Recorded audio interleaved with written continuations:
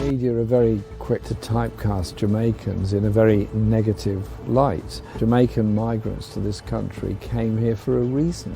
The reason was colonial underdevelopment and poverty in Jamaica. The immense wealth that came to Britain from Jamaica through the sugar companies, through Tate and Lyle, through the finance houses of the City of London, all came on the backs of slaves in plantations in Jamaica. And later on, the elite in this country extracted compensation for the end of the slave trade that was in the billions of pounds at today's value.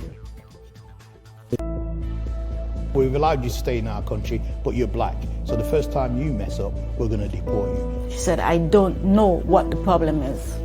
I know what the problem is, my skin's black. I think our detention and deportation systems are a case in point of deep-rooted, institutionalised racism in Britain. The immense wealth that came to Britain from Jamaica all came on the backs of slaves.